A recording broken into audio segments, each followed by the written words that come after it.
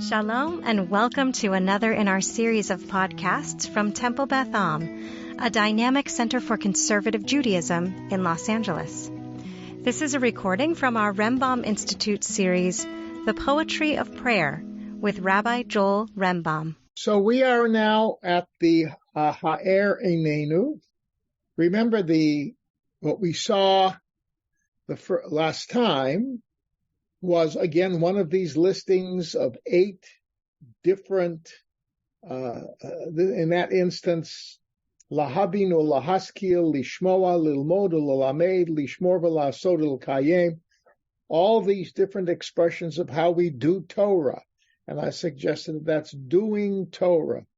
But again, it's the style of repetitiousness that typifies a lot of these prayers.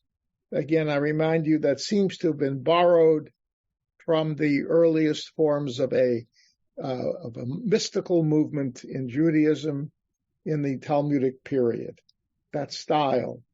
And remember, somebody tell me, why do we think this style was used? What was the purpose of all the repetitions? To remember, because they didn't have prayer books. No, but they're different words. It actually could be, don't you think, confusing to have to learn all those different terms? I mean, you can do it. Yeah, I've done it, but it takes. I have books. I could read the Siddur and check myself. They couldn't because they didn't have any. Right. I mean, some of them, these things, if they're alphabetic acrostics or there are other mnemonic devices built in, yes, then that helps them to remember. But they're also trying to describe the indescribable. That's the point. Thank you. That's what I was hoping to hear. They're trying to describe God who is ultimately undescribable. And so they figure that by piling on all these terms when talking about God in one way or another, the person who listens to it, hears it, or reads it will come to the realization that we're now talking about a being who transcends our normal scope of existence. Because we don't normally talk that way. Okay? And that being, of course, is God.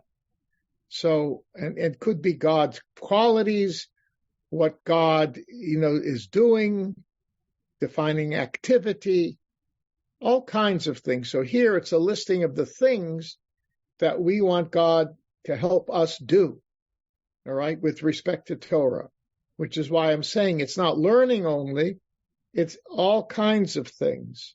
So I say it's doing Torah in its fullest. And to do so, and in so doing, God is showing that as a sign of his love for us. Okay? I think another factor is that there's a lot of words in Hebrew and actually in English, although I think to a lesser extent, which are the same or similar, have the similar meaning, I mean. Right. And sometimes one person might know one word and another one might know another word. So by repetitious using different words, you make sure that everybody gets what you want them to. An interesting thought. Yes, it could be. In other words, you want to cover all your bases. So right, correct. Possible. I think that's a very interesting point. Yeah. There's also the metaphor of a photograph. If you want to take an object, and I'm not saying God is an object. If you want to take an object, okay, you can take a photograph, but it's only that one direction. And then if you go to it's like take a photograph of yourself, the front. Then you take one of the side. Then you take one of the top. And you take one of the bottom. You can take thousands or millions, and no matter how many photographs you take, it still doesn't totally capture it. Right, exactly. So I think this is part of looking at it from different angles. That could be true. Yes, right. Very good. Oh, we're thinking tonight. This is good. Okay, so now we're going on. Now we're going to ask God to the ha'er einenu b'toratecha. Enlighten our eyes with your Torah. Let our eyes light up with your Torah. V'dabek libeinu b'mitzvotecha. And cause our hearts to cling to your commandments. V'yached levaveinu, keep that in mind, and unify our hearts, le'ahava u'yira'at shmecha, okay, to love and to fear your name. Now, this notion of unifying our hearts, does it mean that we all come together in these things, or each one of us as individuals shall be touched in these special ways by God? You can go either way. In the English, what is it? Does the Hebrew? The Hebrew can go either way. I know the English does. Yes. The Hebrew. Yeah, the Hebrew does too. Yes. But the point is, it could. Now, here's a question. Remember, last time we mentioned the fact that God is presented primarily as a father, right? We talked about Avinu Malkeinu, right? And we talked about how God is presented as a passionate father, okay? So what we're saying is a continuation of that God, remember, a parent love is committed to the child and will do everything in the parent's power to make sure that the child learns and grows into a decent human being. Okay, so God then, as father, as parent, rather not only as king, because king just says, do it, and then you're responsible. But the father wants to help the child do it as well. So that's what we're saying.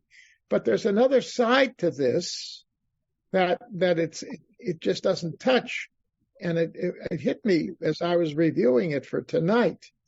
Where is our responsibility in this whole process? I mean, aren't we responsible for developing our commitment to Torah and to God and to learning it and doing it? I mean, ultimately, the tradition assumes that we will be held responsible. And, God can't spoon feed us everything. So it just struck me that, and I think, well, what do you think about my question? I think it's a very important one. I don't think there's any way that we can get anywhere in our life without full understanding on our part and full being willing to do on our part. Okay. All right, Tybal? Isn't the collective al-chetz, the collective responsibility that we say in community defined, at least in Minyan in prayer, where we all know that maybe that most of us have never done some of the things we're taking responsibility for, saying we missed the mark. Isn't that a huge step toward responsibility? Well, I think there's a truth in what you're saying.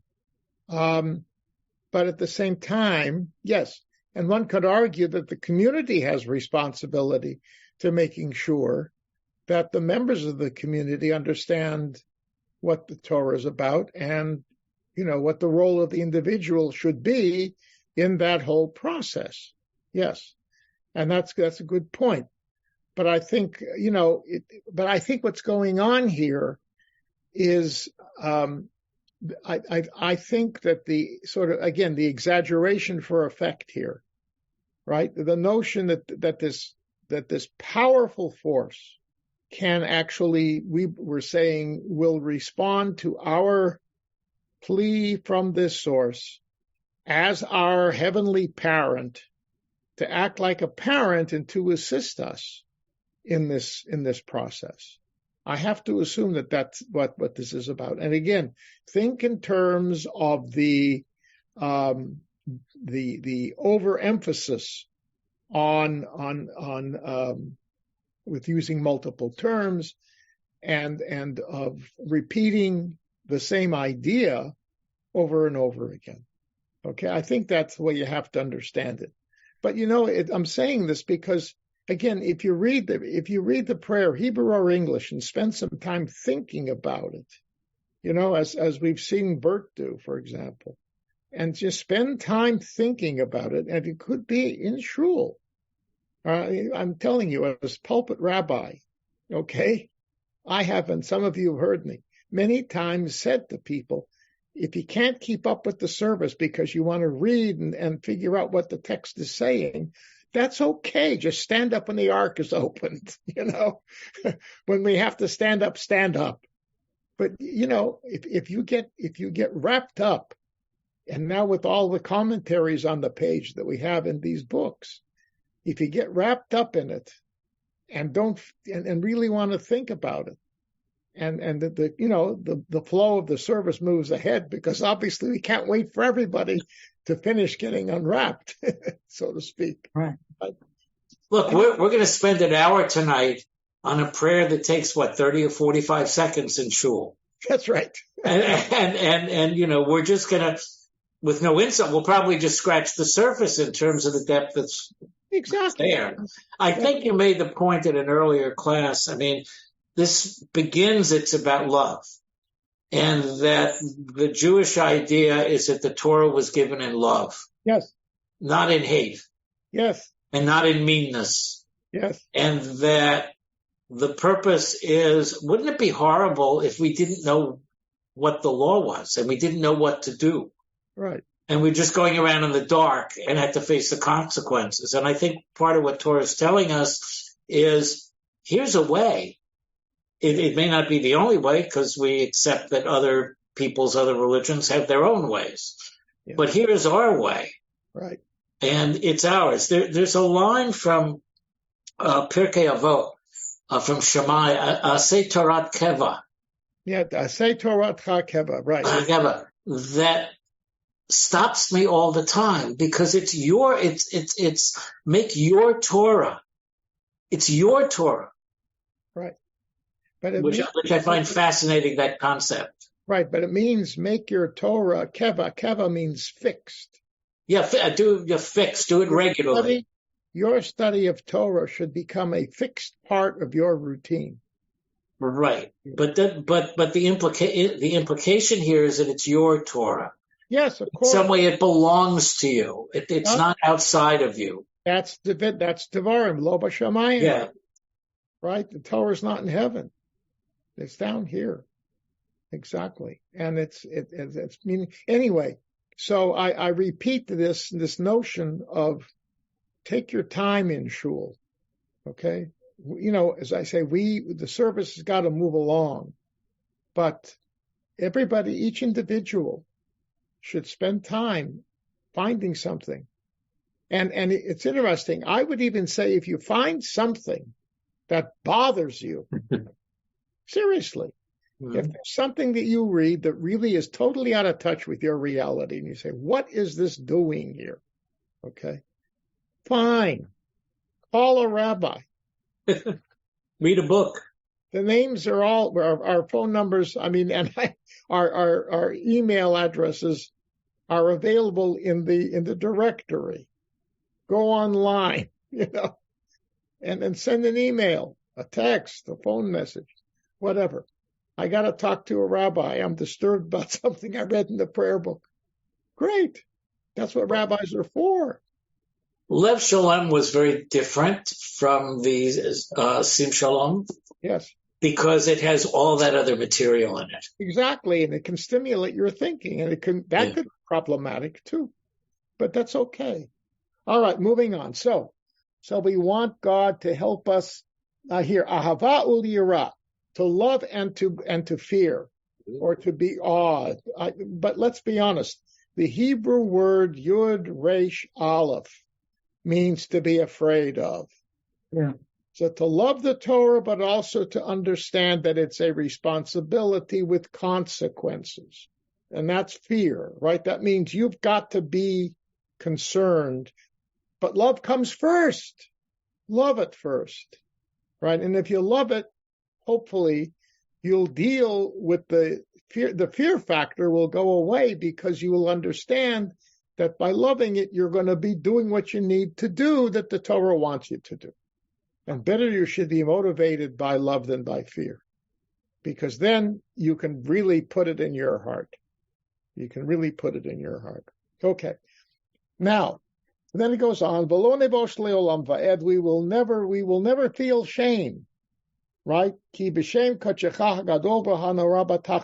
we have had faith, we have had reliance, and we depended upon your holy and great and awesome name. And therefore, Nagila v'nismecha b'yeshuatecha. We will be able to sing and rejoice in your salvation. Now again, here salvation in our tradition means what?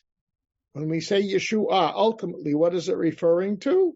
The Messiah, the Messianic time. The coming of the Messiah.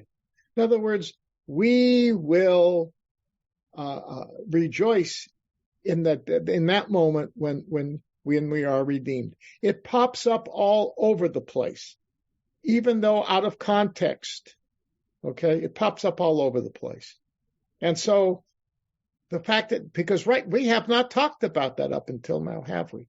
This is not a prayer that prays for the coming of the Messiah. It talks about God helping us to develop love for the Torah.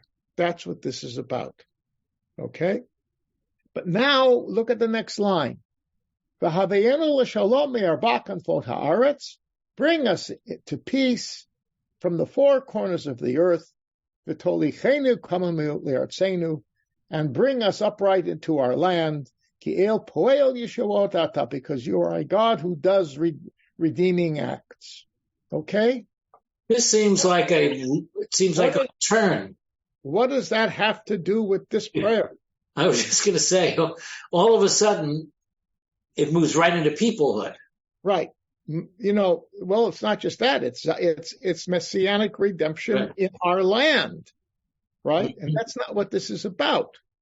One second, I see your hand, Tybal. Does it remind you about something we read about last week that does the same thing? What piece of the prayer for light that we read about last week, what's in it, does the same thing? Well, the Yotzer Hamarot is light in the future. Didn't you say light was the ultimate light of redemption? No, that's what it says. Or Chadash al Tzion. I'm sorry. Before it says, cause a new light to right, over Zion. Mm-hmm. Right? Now, what did I tell you about that line in the prayer? Does anybody remember? And you all went, what? Yeah, some Siddurs took it out. Yes. Which ones? The Orthodox. Reform and Recon, Not right? Orthodox. No, nothing to do with Orthodoxy. Oh. They have it.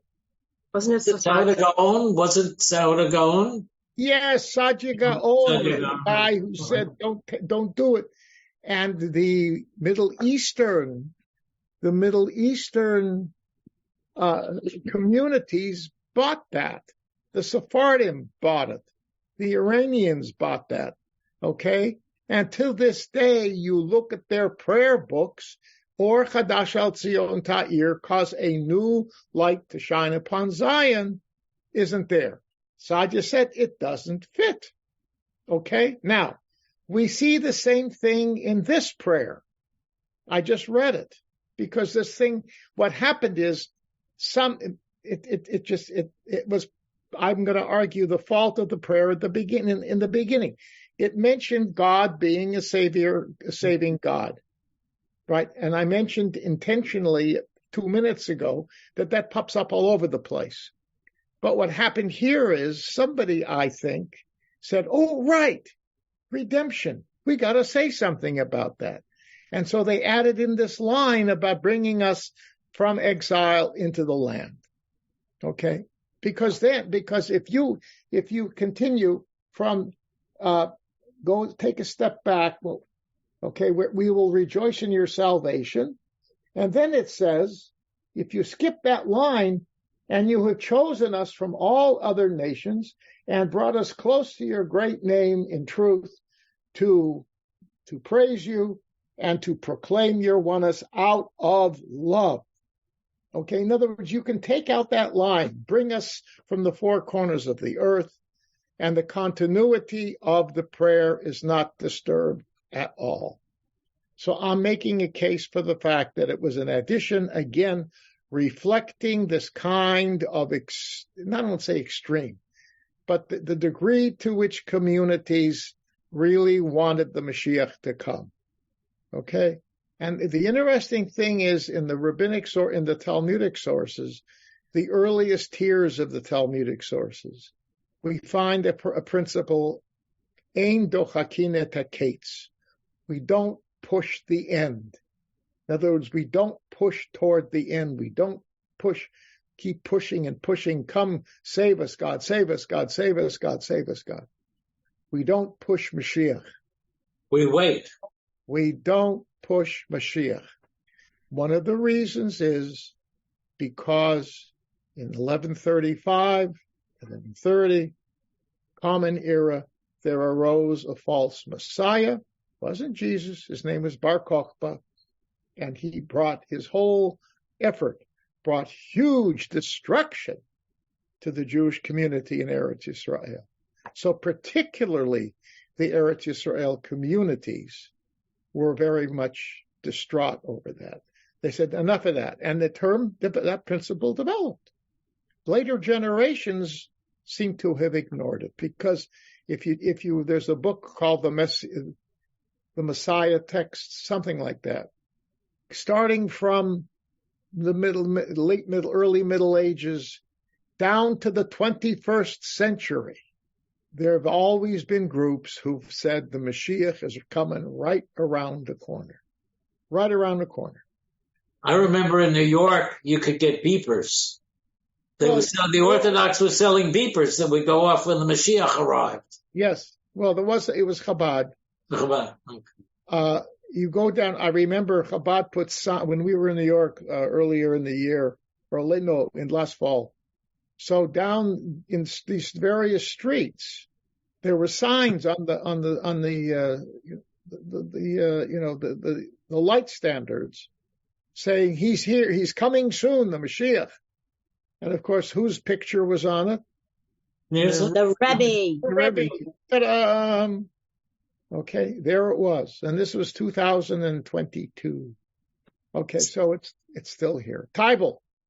So when you were reading some of this, I think that I have Lev Shalem. I don't know if there's a second edition. Are you doing your own translation? Yeah. Because some of the words and phrases, the meaning was the same, but they aren't the words that I'm seeing in the edition of Lev Shalem I have. I'm translating the words directly from the Hebrew. Okay. He always does his own translation. Yeah. But it's basically it's quite. I keep it literal, as I have said a number of times. The Lev Shalem Siddurim and Mahzorim are much more reflective of the literal meaning than the Sim Shalom was. The Sim Shalom tried to sort of present the specifics in a more contemporary language, which is a nice thing to do.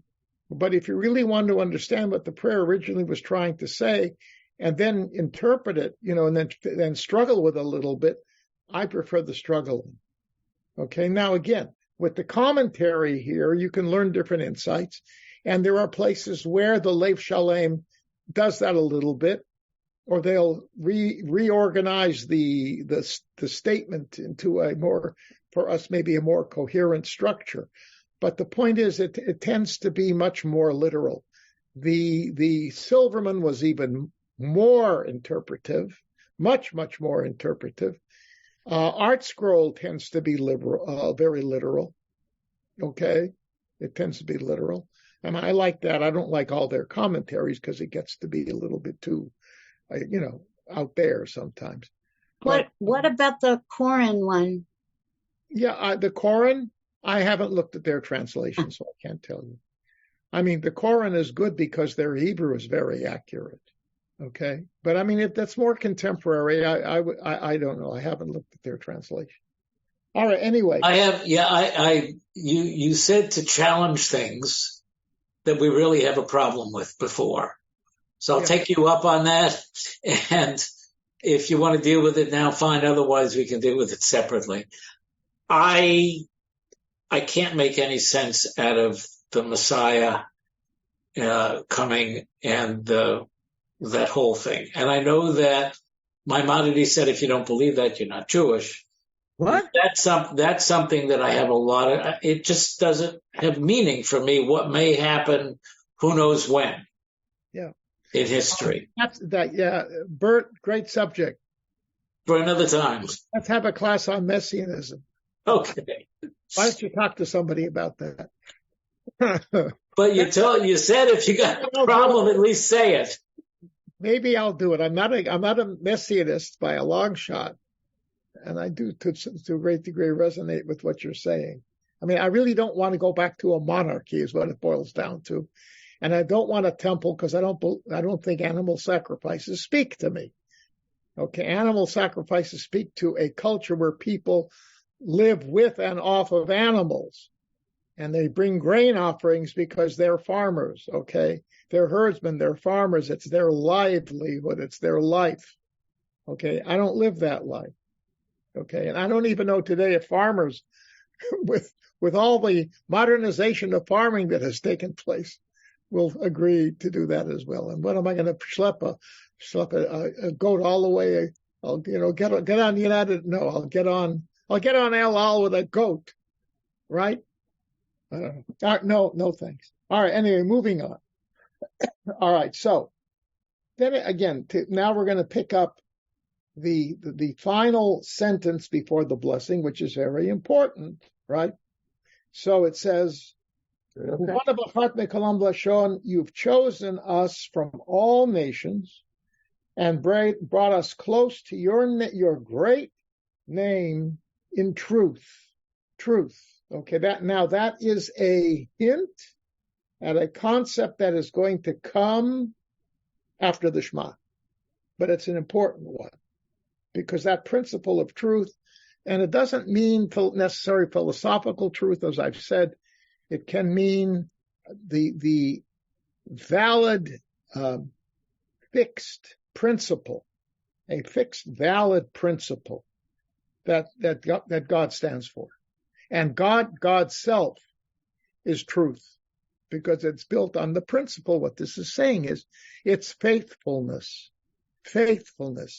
reliance, not something that's here today, gone tomorrow, not an idea that a value, a principle is laid down here and it's contradicted the next day. That's the whole, I think that's what the emet here is. It's that kind of truth. Okay. All right. Now there's a word here, selah, in the Hebrew. Okay. You have, let me look at the translation. You have chosen us from all other people and tongues, always drawing us near to you, to your name, that we may truly acknowledge you and lovingly proclaim your oneness. Okay, so there's no way to translate selah. Selah, you find that in different places, in Psalms in particular. In the prayer book, you'll find selah. That's samach lamed hey. Samach lamed ayin means a stone, a rock. So don't get them mixed up. This is some kind of declaratory term that we find in the Psalms. I checked it in the latest biblical lexicon, and there's a big question mark. Nobody knows for sure. Really? Wow. Is it like an exclamation point?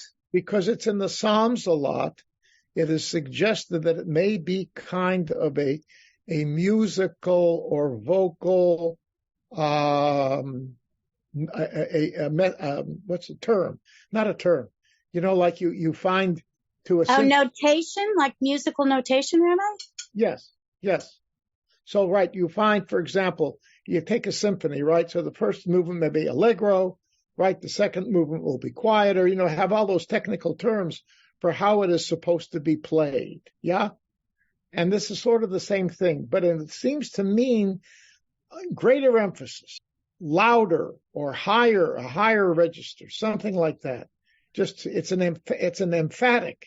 It's a musical emphatic. Okay. So here it says, like a musical exclamation point. Wait, listen what it says. And and there's a selah between gadol and emet. And you have brought us close to your great name. That's what it says. That's what it means. But the word now has been woven into the text, so it's no longer an annotation or something telling you what to do. It's a word.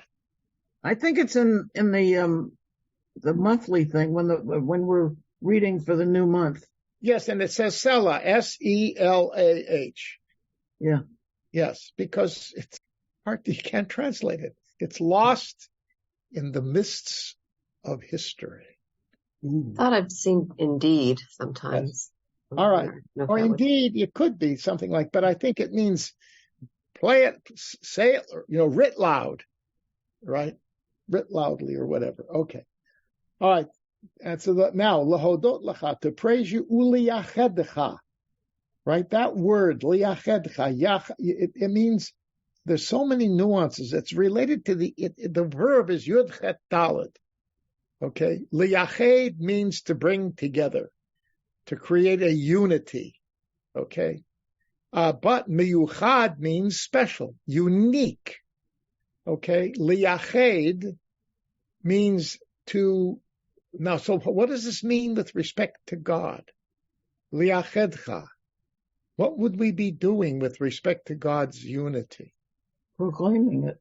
Proclaiming it. Yeah, I have the Koran Siddur here, and their translation is proclaim your oneness in love. Yes. Yes. Your oneness, your unity, the fact that you are one and only. We got to mention onlyness as well. In other words, that God is the sum total of an all-inclusive power of deity in the universe. Okay? But this is pointing to an echad that's coming up on the next page. So keep that in mind. Okay, this is the same Yached that we saw earlier, to bring our hearts, unify our hearts, whether it means as a collective that we should all have a faith in the same principles, or whether it means each one of our hearts shall be totally one in its commitment to God. You take it either way, I think. The translation also allows for that, we said. Okay, so that's what it is. But we proclaim in love, be'ahava. So the word, the prayer prior to the blessing, it begins with the word ahava, and it ends with the word ahava. So Torah is love. Torah is compassion. This is what it is telling us.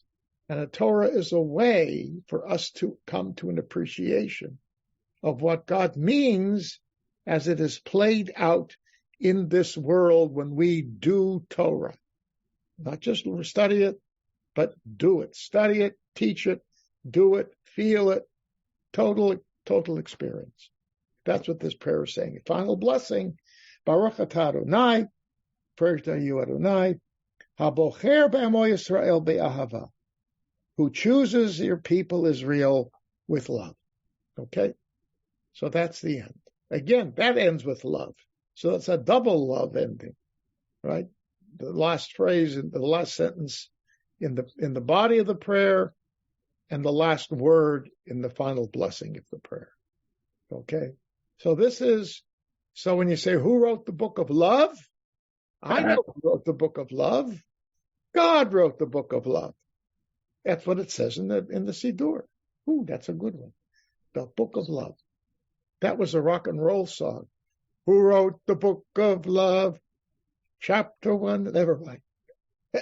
Okay. I think it's striking the last blessing is in the present tense, not in the past tense. It's not in the present tense. It's not.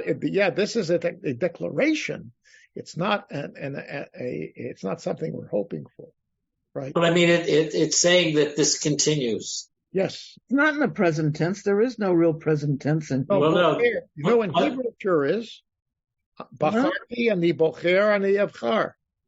Yeah, the translation you did, God who chooses us in love, not who chose. Will choose. No, it doesn't even mean that. It says, yes, who chooses. Yes. Who choose. No, it doesn't say will. It's not.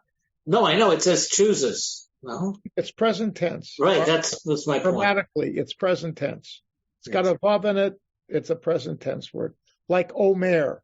Hu omer, he says, now, not past tense, not future. Mm-hmm. Hu bocher. But it's part of a continuing process was really my point. Yes, it is. As opposed to just you loved our ancestors in the past. That's right. It's like the love gets renewed every day. Right. It's not aspirational in the sense that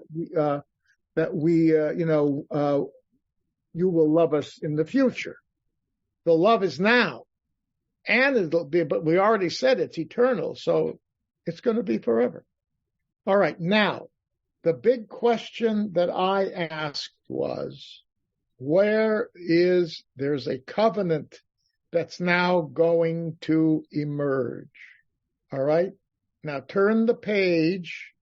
And what's the next thing we're going to say? What's the next prayer? Shema. The Shema. Right? Okay. So, and then what's the first word of the next paragraph? Forget about Baruch Shem. That's stuck in. Ahava. Right. The Avta.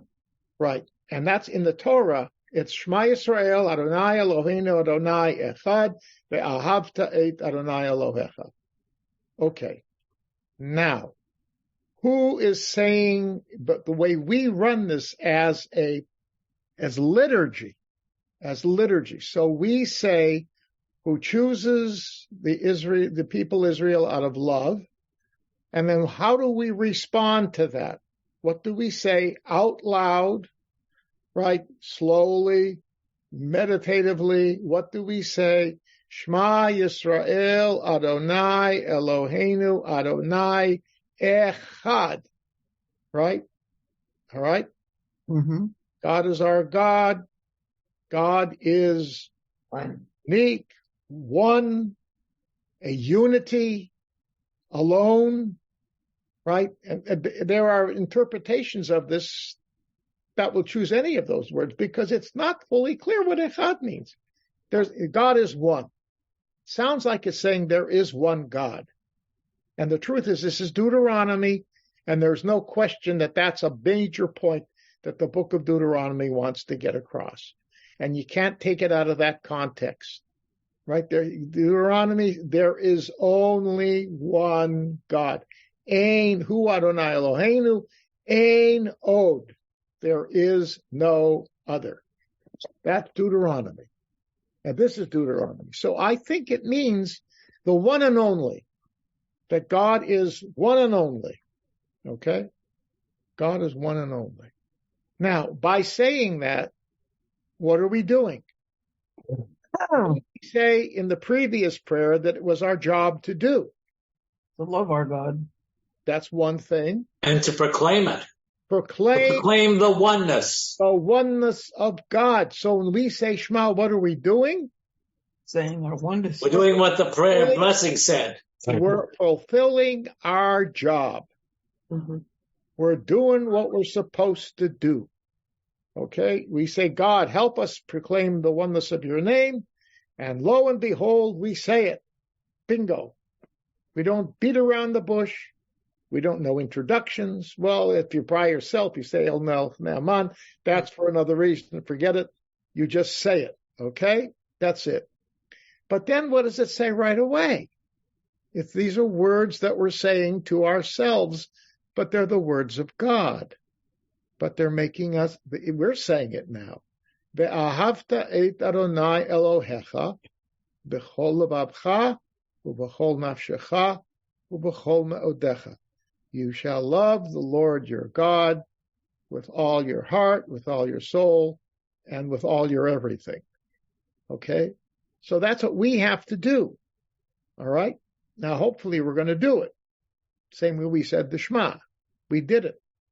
And we're making a commitment that that's what we're going to do. Okay? That's words for us. Where's the covenant? I said there's a covenant here. Where's the covenant? Where's the covenant? Where's the covenant? Doesn't say. Rabbi, in which prayer? Page 76 or then the Shema? Abba Rabbah. 77. No, 76. It's coming. That paragraph later. Shema and Ve'ahavta. Where is Okay, back rack.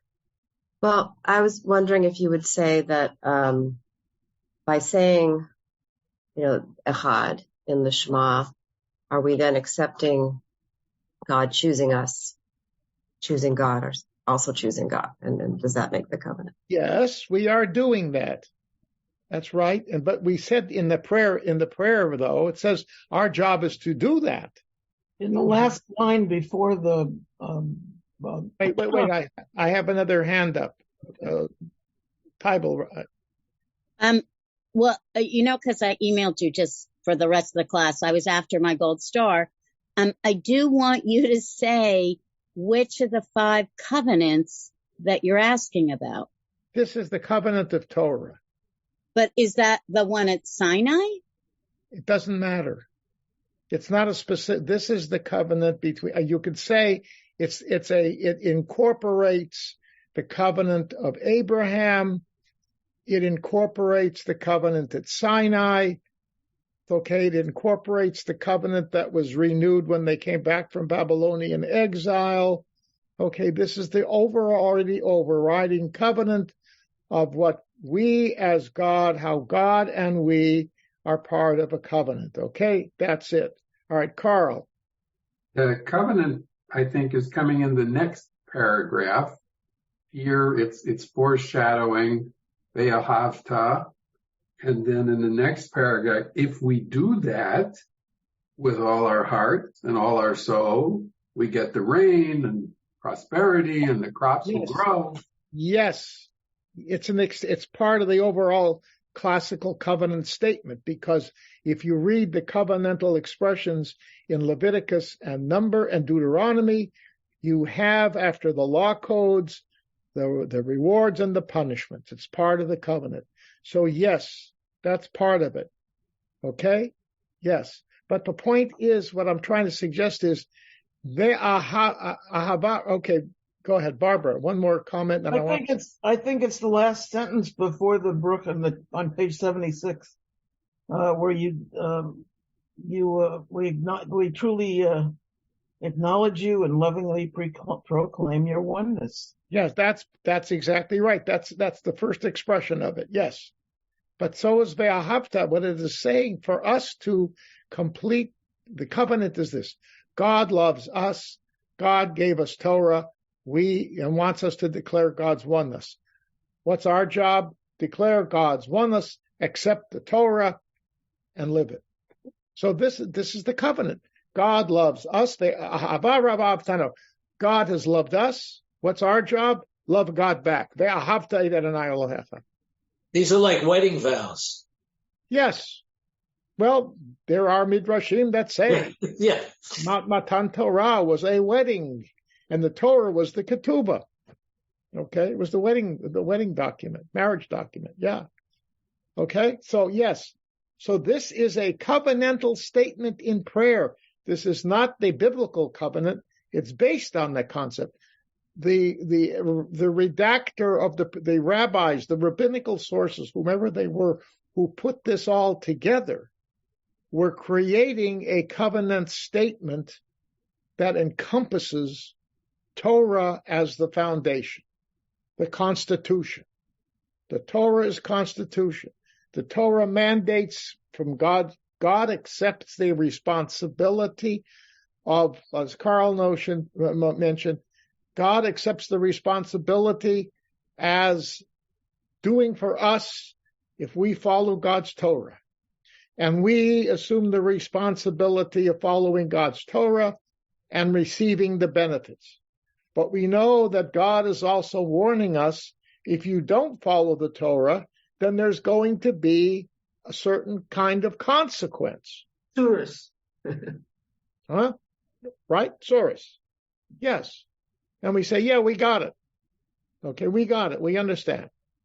By saying it, that's what we're implying. And then, of course, then you have the interesting thing is right away we're showing ourselves using God's words with the third paragraph of the Shema that tells us we already have the means we actually know it's built into all three of them. God loves us so much that he's given us devices to help us remember, right? We have a tefillin on our head and on our arm, right? We have tzitzit. Yes, we have a mezuzah on the doorpost. And Rambam is completely right. The mezuzah, I see a hand, just a second. Okay. Rambam is completely correct. The mezuzah on the doorpost is not to keep the demons out of the house. The mezuzah on the doorpost is a reminder of the mitzvot of the Torah. That's why it's a little piece of Torah. It's on cloth. It's written with Torah script. It's a reminder of Torah. Okay, Margaret, welcome. Thanks so much. For the welcome. Thanks for having me. Isn't it interesting? I mean, to me, that third paragraph, and I thought about it up in the first paragraph, that living the Torah, or as you say, being reminded of the Torah, involves so much public display, and not necessarily, I mean, public display certainly, right, on your home and on your gates, which is kind of a big deal to put yourself out there, right? Yeah. And then also teach them, not just to your children, not just when you're at home, but when you walk on your way. Not teach them. Speaking of them, it says, in this translation, when you walk on your way. Yeah. So it's not just embodying, it's also a little bit of maybe not, the proclaiming part, right? Yes, exactly. Right. Exactly. Okay. And one can, that's a good point. Yes, absolutely. And it's a public, it's in other words, Torah is not supposed to be kept a secret. And we're not out to convert the world, but we're out to show ourselves and our loved ones and those with whom we live that this is who we are. And by the point is, remember it said in Ahava Rabbah, we're talking about doing Torah, to do it as well. Okay, so this means that when you put a mezuzah on the doorpost of your business, it not means that your business is going to be successful, because God's going to bless you because of that. Because if you put the mezuzah up and you gyp your clients, forget it. God's going to tear the mezuzah off the door, so to speak. Okay, he'll say it's treif, it's a puzzle, doesn't work anymore. Okay, no, but the point is, what it's saying is that we live our lives by the principles that are set forth in the mezuzah. And what's in the mezuzah? The paragraphs of the Shema. Okay, the first two. So, I mean, and that's the covenant essence. Right. Yes. So the third one, the three of them put together, is a statement of the all-encompassing commitment that a Jew makes to respond to God's outreach, God's covenantal outreach. And we are supposed to respond back. At Sinai, it was this notion of Na'aseh v'nishma. We will do it, and right, we will do and we will hear. Right? And in fact, that statement in different words is said twice at Sinai, before the Torah is given and after the Torah is given. It's said twice. Okay? However, and the reason why the second paragraph to which Carl referred includes the bad stuff, what did the children of Israel do 40 days after the Torah was given and they said, Na'aseh v'nishma? They won. Go do it. What did they do 40 days later? Golden calf. won. They built a golden calf. Right. So we got to be reminded. Okay, Bert. I think it's also interesting that the first paragraph, or the V'ahavta, is in the singular, and the next paragraph is in the plural. Yeah. That in terms of dealing and serving God, we do it as individuals. Yes. But we also do it and have responsibility as part of the Jewish people. Yes. And I think exactly good. But I think the intention in the Torah is, when it's Deuteronomy, the first two paragraphs of the Shema are Deuteronomy, the third one is Numbers. Okay. But Deuteronomy, what that passage, it is directed as individuals. because ultimately it goes back to what we were saying when we were looking at Ahava Rabbah. It's up to each of us to accept the responsibility on our own by ourselves. As you know, there's communal responsibility, but it's all based on individual responsibility. Our tradition teaches us we have choice. Okay, and it's, you know, Bahartem b'chayim, choose life. But the point is, it's not simply the collective; it's individually. And so by putting in the fact that it's in the Torah in both ways, and by the way, we're not going to study this, but you should know that V'haya im shamoa tishmu misvotai, right? The second paragraph begins with the word shama, V'haya im shamoa tishmeu. If you listen, if you hearken, that's the same word as shema. And what does it say? La'ahava et Adonai Elohecha in the second paragraph. To love Lord b'chol avavcha, b'chol nafshecha, with all your heart, with all your soul. V'hayim shamoa is almost identical in structure, and then the second half in words with v'ahavta. The only difference is the addition of consequences.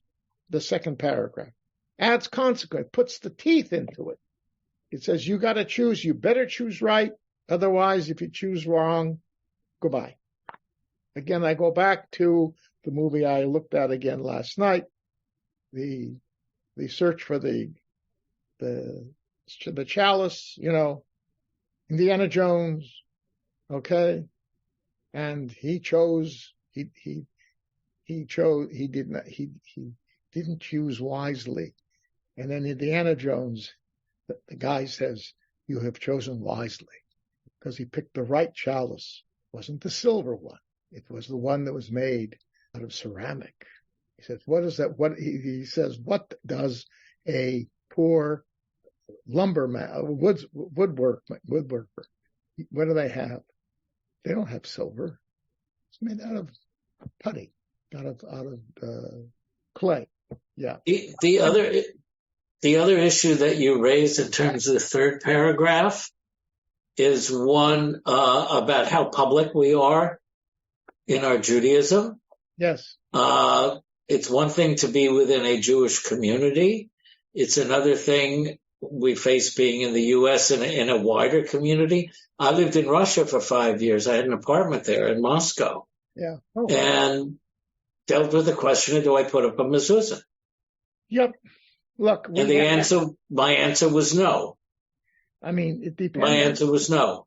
Yeah, it depends upon your own personal constitution in that regard. But more important than wearing a kippah in public is how do you behave in public, right? If people see you, right, and see you doing righteous things, whether they know you're a Jew or not, and they say, this is a righteous person, okay? And that's at a certain level. Now, it's unfortunate. A Jew should be able to wear a kippah in public and do righteous things and have them say, well, this is a Jew. Look what they're doing. It's righteous things. This is a good thing. The question is, at what risk? Unfortunately, today, more than 20 years ago, it's not that easy. Even here in the good old US of A. I mean, we lived, for 5 consecutive years. We spent 5-6 months in Berlin, Germany. And there it was known you don't want to wear a kippah. And it wasn't because of the Nazis. In this instance, it was unfortunately, because there are a lot of young Islamic people who live in Berlin, not everywhere, but in certain areas. On the other hand, I can tell you, I had rabbinical students who lived in part of Berlin where there's a substantial Arab community. They walked around with their kippah, and they walked into the shops. They had their favorite falafel places. They were Muslims. They didn't eat meat, but they bought fish, they bought fruits and vegetables. And me too. I mean, we had around the corner from us in Berlin, we had a Turkish and a Muslim, two guys in 2 different fruit stands, okay, who were from Turkey, okay. They came over in the 1980s with the first group of Turks when they came over. They were not like the extremists who live in Turkey now. And these guys knew I was Jewish, and we would talk about it. In fact, one of the guys, his sister married a Jew, and he was proud of it. an Israeli no less. Okay, so I mean, it depends on the people, but yeah, I mean, if you feel threatened because things happen, you have to give second thought. But I will say this is dictating more. It's not just dictating the let's put it this way. People in when these prayers were written, the only thing that you would see in all these different things would be if you had a kaftan, right, and that like an outer garment, that was the original talit, and that's something when you went into your shop, you took it off and hung it up. It was like an overcoat. It was a four-cornered thing, so that had the fringes on it. At some point in the Middle Ages, when people began to wear shirts and undershirts, and I don't know when that was, so they decided you can put it on underneath your garment, because your shirt doesn't have four corners to it, does it? Right? It's a continuous thing. So that's when the talit katan popped up. Okay, and today you got people who wear it out and people who wear them in, but they wear them, and that's really for them their own. It's a reminder to them personally. It's really a reminder to them personally. And we don't wear tefillin anymore other than to pray, because the fact is, as different kinds of professions developed, they got in the way. It was a pragmatic thing. So the tradition developed. When we pray in the morning, we put on tefillin. And that'll last, and the merit of that is as if we wore them all day. We know in the Talmud there are references to people who were, they were leather workers in their shops and so forth. And they had them on, and they would wrap them. We don't know if they probably didn't wrap them like around the fingers like we do. That's medieval. They would have them wrapped around their hands. And the thing was over here out of the box was over here. So basically it's out of the way. And there were little ones, not big ones, little ones. And they wore them. But as I say, over time, it for some reason got in the way. So they modified. All right. Now, so the covenant then. So we have a rabbinically designed liturgical prayer-based covenant that right here that we express. Okay. And by saying it and affirming it, we are doing in effect the same thing that the people affirmed at Sinai. That would be the rabbi's ideal here. Okay. By stating it, it's as if we are accepting it. Okay. And again, it's a quid pro quo. That's a covenant, right? To be very trite, I scratch your back, you scratch my back. Or you say, that's very mundane, but that's the point. Okay. All right. Now we finish with the Shema. So now we're going to look at the prayer that comes after the third paragraph of the Shema, and that you will find on page 78 in the Lev Shalem, Mahzor. And again, I remind you, these are not high holiday prayers. These are everyday prayers. Every single day, what we're reading now is said every single day. Okay? Everybody got it? You're on the right place? Emet v'yatziv? Okay. So, we ended, the tradition is that we say, and the way they have it set out here is correct. We say, Adonai Elohechem Emet. Okay? Now, the original prayer, the line in the Torah ends, Ani Adonai Elohechem. Period, end of paragraph. That's how it is in the Torah. And suddenly the Emet appears there. And the rule is, as stated in the Mishnah, that you do not pause, okay? You do not pause. It's in Brachot 2:2, okay? Chapter 2, Mishnah 2. We do not pause after Emet. I'm sorry. We do not pause at the end of the Vayomer paragraph and Emet B'Yatziv. Okay? We do not do that. All right? No pause. All right. So what we do is we end it, Adonai Elohechem Emet, to ourselves. The leader of the prayer says that out loud, Adonai Elohechem Emet, and then we immediately all continue, V'yatziv v'nachon v'kayam. Okay. Question is, how did the Emet get in there? Right? It was originally part of the prayer, not part of it wasn't the connector. It was part of the prayer. We know this because, again, in the Mishnah chapter, in Tamid, Mishnah Tamid, chapter 5, Mishnah 2, it says that when the priests would go into their special chamber in the temple daily to say their prayers, after they said the 3 paragraphs of the Shema, they said a prayer called Emet V'yatziv. Okay? Now, assuming that Mishnah is accurate, and frankly, the way it's laid out, just in the middle of, just suddenly pops up, I'm going to assume that it's historic. There are people who question that. But it just it makes too much sense. Because it talks about an outline of prayer, it doesn't give us the language of the paragraphs. That is a forerunner of the way we do it, but then the priests said it.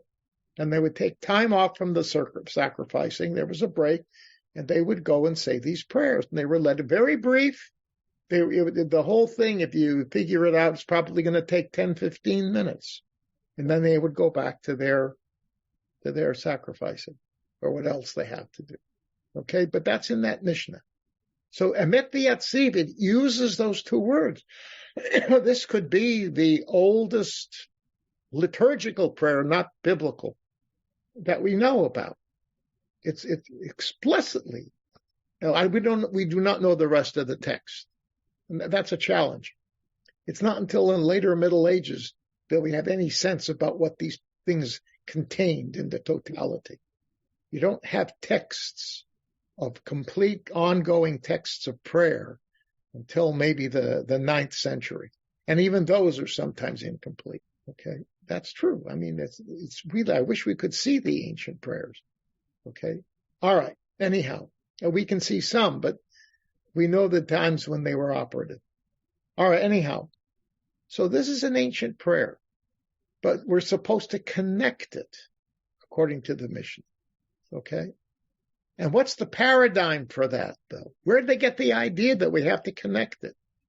It's because in Jeremiah, in chapter 10, verse 10, it says, Adonai Elohim Emet. Adonai Elohim Emet. That's what Jeremiah said. 10:10. Okay? So it is Jeremiah who created this notion of a connector between the word emet and the name of God. And what I think he's trying to say is what this prayer ends up saying, because emet will now appear 6 times in this prayer, and in Ezrat Avotenu as well. In the next, what comes after this is emet becomes a major focal theme of many in the text after. So you want to say this is something that is, if you will, a very significant divine attribute. We've seen how rachamim, compassion, is a significant divine attribute, right? I mean, those of us who've been in the class from the beginning, pops up all over the place. God created the world with rachamim, right? And it runs on rachamim. Okay, and God gave Torah out of rachamim, out of compassion, right? And that is one of the essence that came to be. Remember, the rabbis in their understanding, it was the primary divine attribute, surpassing even din, judgment. God is judge. Yes, he judges, but more than he is judgmental, God is compassionate. That's the rabbinic. So that's a prime essence, essential element. I think what this is saying now, there's a different one popping up now.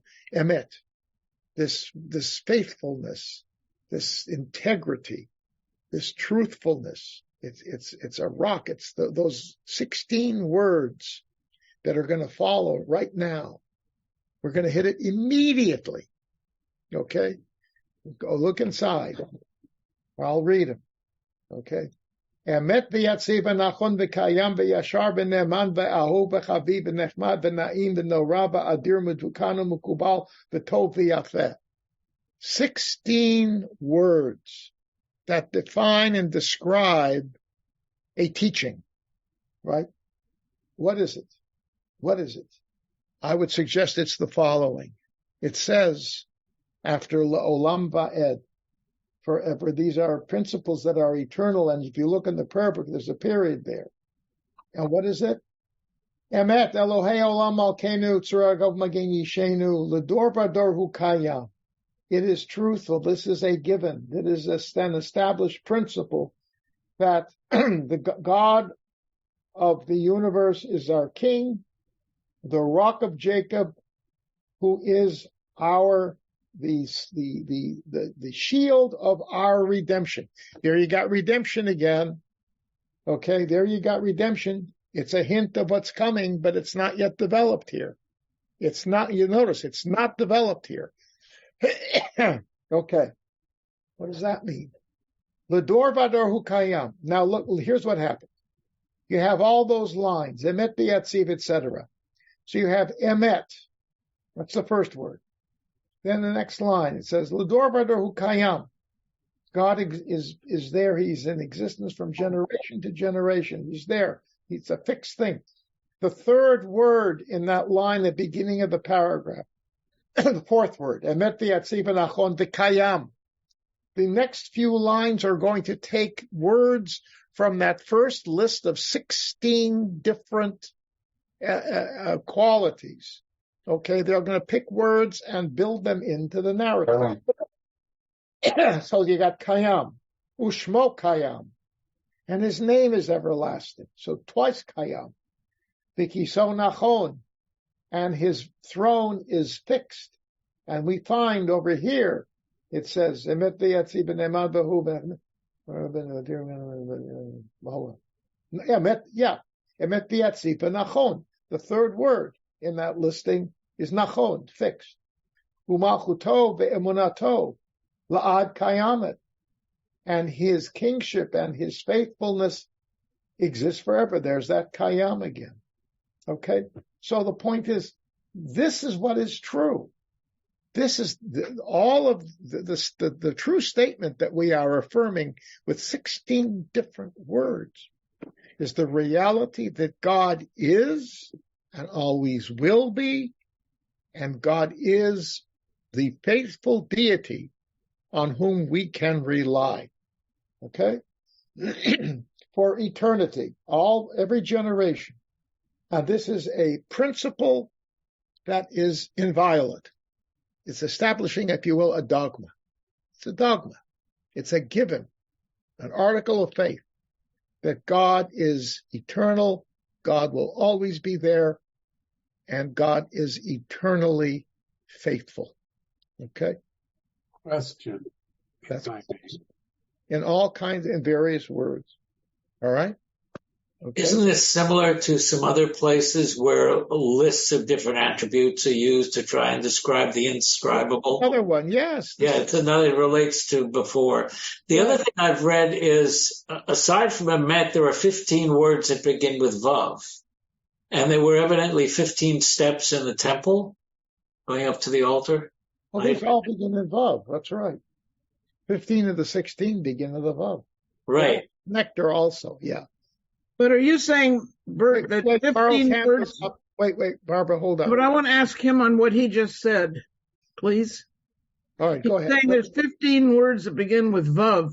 Are you talking, there's lots of vavs, lots more than 15 in the Torah and in the Siddur? No, I bet. Are you talking individual words, not with a connector on them? No, I'm saying right here, what Rabbi Rembaum was saying, it says emet, okay, but of that 16, 15 of those words begin with vav, and I saw a commentary that relates that to the 15 steps of the temple leading up to the altar. It's not really 15 words because the vav is like saying and, everyone and this. And Right. Well, there's 50, yeah. Yeah. So it's like 2 words in 1 word. Yeah. And the vav, the connective, that's not really translatable into English either. And It is. and but huh? No, he has it here. God's teaching is living and enduring, truthful and beloved. Hear what they do. What the translation here is, it takes it out of the contiguous listing and breaks them all up into more interpretive statements. That's it. But it has the ands there, but they're just positioned differently. Okay, the publisher's taking, or the translator's taking a little bit of liberty here. Okay, to make it more meaningful. But the fact is, when you list it like that, it begins to become, and this is something, I see your hand, Carl. It's something, Bert, that you said earlier that may be true, that you develop, listen to when I say it, okay? Listen, just listen. Emet v'yatziv v'nachon v'kayam v'yashar v'ne'eman v'ahu v'chaviv v'nechmad v'na'im v'nora v'adir v'tukan v'kubal v'tov v'yafeh. I mean, you can develop a kind of a rhythmic statement to it, okay? And that becomes like a mantra. Yeah, when you were talking about poetry and earlier, it's got that sense to it. Yeah, it is a poetic kind of a statement. Yeah, Carl.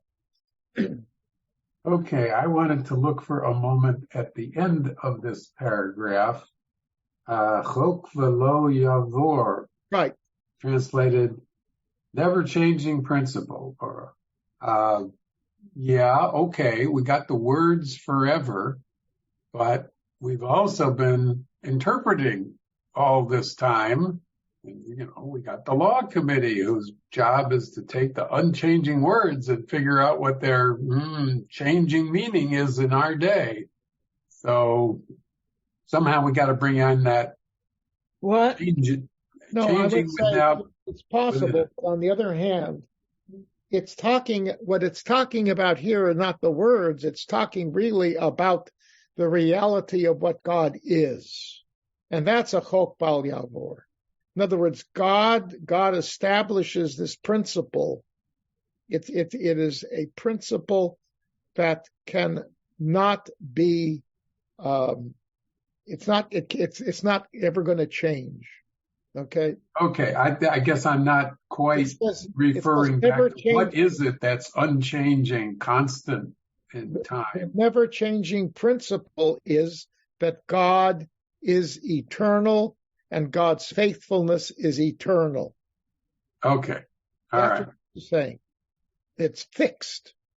That's so all. Not necessarily the detailed points of the law. No. The words are just used. That the list of the 16 descriptives or elements is intended to hit home the notion. All of these have in common. They are truthful. They are dear and precious, but they're fixed. All right, emet, yatziv is standing, nachon is fixed, kayam, it exists, yashar is straight, ne'eman, faithful, beloved, dear, precious, beautiful, awesome, powerful, fixed, accepted, good, and beautiful. Okay, so it's a mix of the permanence and the beauty and the power of what God represents. That's the never-changing principle at the end of the paragraph. Okay, thank you. You're welcome. All right, Tybal. So how many of those, I was just trying to do it and I couldn't do it in my head quickly enough, but out of those, how many of them overlap with the 13 attributes from the Kedushah portion that we sing over and over and over in High Holy Day liturgy? So not Shabbos liturgy, but High Holy Day. Yeah, all right, hold on. Those are 13 attributes. You mean like the Yigdal? No, the ones from Kedushah that I would sing. Yeah. In other words, Adonai, Adonai, Racham B'chanu. Yes. Those are assumed to be statements, different expressions of God's compassion. That's a separate topic. That goes back to the reference to Rachamim that we've mentioned before. We talked about it a few minutes ago, right? That quality of God, all right? So that the 13 attributes is just an expression of how important the rabbis saw, how they interpreted that as being an expression of the true highest essence of God, which is compassion. All right? This is in addition to that. All right, these statements right now are not talking about compassion per se, okay, because this is not talking about how God relates to things. This is how God is, and how wonderful it is that God is. Okay, it's permanence, fixed, and the beauty and the awe and the pleasantness of all of this. And all of the positive implications and powerful implications that come from this are part of the fixed nature of existence, because that's how God is. And it's unchanging. This is what I see a hand. This is, in other words, this is an unchanging God. Okay, God might, reflect differently at different points in time. He'll show his anger more over here, or show his compassion over there, or be loving over here, be firm and strong over there, whatever. Okay, but that's all built into this overriding notion that God is amazing. You can rely on it. He's unchanging in his amazingness. And we, as the people, his people, are greatly honored by implication, but that's going to happen in a minute. We're going to see the connection with us, because it continues. We're the ones who accept him as king. We are his people, right? So my God, this amazing God has chosen us. And that choice means that we can rely. We really have a special way of relying on this deity. That's what this is saying. Okay, Bert. I'm looking at the Sim Shalom. Yes. And they have a completely different translation. That's what I told you. Right. It says here, your teaching is true and enduring. Your words are established forever. So here it's about the words. Right. And the cherished thing, The other thing that, again, I guess that's a translator's option. Yes. Yeah, because it says Hadavar Hazeh, this thing, these words. Okay, well, I'm saying that.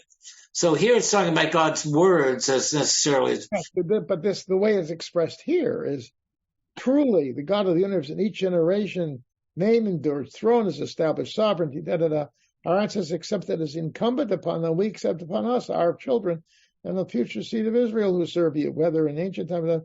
Well, we accept this principle of the enduring nature of God. That's what this is saying. Yeah, it does. I mean, the ancient generations did, and so do we. Okay, that's what this is a transition from into history and then into the Amidah, because we're going to get to Egypt. Right. Well, this is going to ultimately. Yes, we're going to get exactly right, and that's the proof of it. The final Ezrat Avotenu, which is the final paragraph before the Amidah, is proof. I'll give you a little forspice, okay?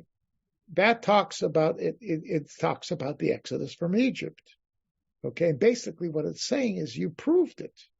The proof of this is the nature of God is the Exodus. Whom did God promise that the Exodus would happen? To whom did He make the promise? Abraham. Abraham. And the Abrahamic. Right, all right, to the people. And right? Yes, but it began with the patriarchs. He made the statement. Okay? He made that promise. And he did it. Okay? But then keep in mind how the paragraph with the reference to the Exodus ends. Sur Yisrael, Kuma be'ezrat Yisrael. Rock of Israel, arise in helping Israel. Ufideichinu umecha, Yehuda v'Yisrael, and redeem according to the words of your prophets. or the prophetic word that you shared with the prophets that they expressed, right? Redeem us. That's how that ends. Praised are you, God, Redeemer of Israel. So it ends with a plea, because what did the prophets say? Prophets said, you're going to be taken into, after the Exodus, you're going to, if you're punished and you're going to go into exile, what will God do? What's the promise? What did the prophets say? What did Isaiah say? What did Jeremiah say? What did Ezekiel say? Bring you back someday. We're going to be brought back someday. And that's what we're asking for. So now you see how this leads into this, because what it is saying is God's relationship with us is built on a rock solid foundation, God. And then we're going to show ourselves and remind God, hey, you did all these great things in Egypt. You can redeem. You said you were going to do it. You got another promise now, God. You got another promise. You promised to take us out of exile. Okay, we're still here. Get us out. Okay. And then how does the Amida come into play here? Begins with the patriarchs. All right, so what about the first three blessings and the last three blessings? Because you just got to look. Don't look now. It's too complicated. Just trust me. Trust me. I speak in the name of God. Trust me. Okay. The 13 intermediate blessings of the weekday Amidah is what we're talking about here. And they are a blueprint for the messianic reestablishment of the people in their land, the rebuilding of Jerusalem, and the arrival of a king from the line of David. So this all leads into a huge messianic hope. That's the weekday Amidah. And that's where this is all going. That's why you cannot stop between Gal Yisrael and you got to lead right in. Okay. And that's why you can't stop after all of this. You see, it's all interconnected. It's one, and that's the covenant, right? The covenant, it's a reverse order in the Bible, in the Bible, in the Torah, right? It's creation, redemption, and revelation. That's the order, right? Creation, redemption from Egypt, Mount Sinai. But then there's another exile, okay? But then there's another redemption. So the Bible already shows twice. It doesn't talk about the redemption from Babylonia in the prayer book, because that's the little one. The big one was Egypt. That's the most important one. Okay, so the whole point is, though, that ultimately that's part of the scheme. And I remember what is the last statement in the entire Bible? Does anybody remember? At the end of Chronicles, the last statement is Cyrus says that the people go and rebuild the temple. That's where that's where the Bible ends. It's a reference to returning to the land. So that, in a sense, and all of that is, that's the result of divine activity. Okay, Tybal. I just wanted to get that little plug in that the creation, I think that the creation connection could be the Noahide covenant, which is for everybody. That creation is for everybody. Yes, I mean, that's part of it. Sure, that's the rabbinic interpretation. Correct. That just incorporates, because we're all created by the same God, right? And Noah was the ancestor of all of us, right? Just as Adam was. Noah was too. Because by definition, everybody left on earth, according to the Torah, came from Noah. Yeah. And so, yeah, absolutely. And you're right. So there's even a covenant to the other nations. That is correct. And ultimately, when the world is fixed, there will be no more war. We will all live at peace in our land. You have been listening to another in our series of podcasts from Temple Beth Am, a dynamic center for conservative Judaism in Los Angeles. If you enjoy these podcasts, we invite you to write a review on the Apple Podcast site or wherever you get your podcasts. For more information about Temple Beth Am Los Angeles, go to tbala.org.